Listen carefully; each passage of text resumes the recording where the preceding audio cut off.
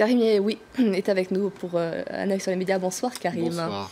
Vous revenez tout d'abord sur les propos d'Emmanuel Macron sur le Brexit, qui ne sont pas du tout passés inaperçus dans les médias britanniques. Alors on va voir que dans un certain nombre de titres de la presse britannique, on a accusé la France de mentir, de faire peur aux Britanniques. En tout cas, Emmanuel Macron, dans les colonnes du Financial Times, expliquait qu'en cas de Brexit, eh bien, il fallait s'attendre à voir des migrants déferler sur la Grande-Bretagne, puisque la France ne les retiendrait plus. Du côté du Daily Telegraph, on explique que la France ment, que c'est un chantage absurde pour que la Grande-Bretagne reste au sein de l'Union européenne. On n'ose pas croire que la France pourrait se laisser aller à une telle mesure absurde. Alors le Daily Telegraph est plutôt un journal conservateur et pas franchement favorable à ce que la Grande-Bretagne reste au sein de l'Union européenne. En tout cas, c'est des idées qui sont souvent développées dans ce journal. On a vu aussi un certain nombre de titres expliquer que le Kent allait remplacer Calais en quelque sorte. Et sur ce site internet, le Kent Online, on évoque Emmanuel Macron, mais il faudrait peut-être évoquer David Cameron, parce qu'en réalité, ce chiffon qui a été agité, lui aussi, il en est à l'origine, en expliquant que en une nuit, un certain nombre de migrants pourraient passer de la France à la Grande-Bretagne si la Grande-Bretagne sortait de l'Union européenne. En tout cas, on a été un petit peu obligé de rassurer François Hollande, qui explique qu'il n'a jamais voulu faire peur aux Anglais, et David Cameron obligé de nier le fait qu'il aurait instrumentalisé cette peur pour évidemment gagner à sa cause un certain nombre de Britanniques. Évidemment, beaucoup soulignent aujourd'hui qu'il y a aussi autre chose à retenir dans cette déclaration d'Emmanuel Macron. C'est le cas de l'Express qui regarde cette actualité avec un autre regard, justement. Macron échangerait migrants de Calais contre banquiers de la City. Ça semble particulièrement cynique, mais c'est un peu ce qu'il a dit. Et le site du Figaro, lui, évoque aussi le fait que Macron serait prêt à dérouler le tapis rouge aux banquiers de la City. Alors on a la photo de David Cameron, parce que souvenez-vous, David Cameron, au moment de l'élection de François Hollande, avait expliqué qu'il était prêt à accueillir les patrons français. Dans la presse française, on parle aussi d'Emmanuel Macron et de ses ambitions présumées pour 2017. Alors c'est un article de l'Obs qui a fait pas mal de bruit, qui a été largement repris sur les sites d'information aujourd'hui.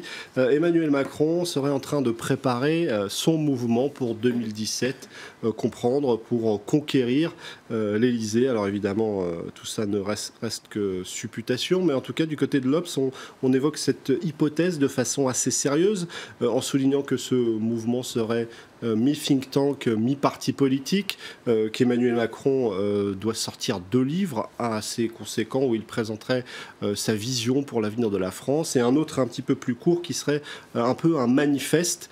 En tout cas, autre indice relayé ici sur le site de la radio Europe 1, il crée un think tank, en tout cas les jeunes avec Macron, créent un think tank baptisé la Gauche Libre. Il doit exister à partir du 12 mars prochain et il doit porter haut les idées d'Emmanuel Macron. Alors avec tout ça, on peut se poser des questions, et c'est vrai qu'un certain nombre de médias, comme par exemple BFM, voient déjà en Emmanuel Macron un présidentiable en construction.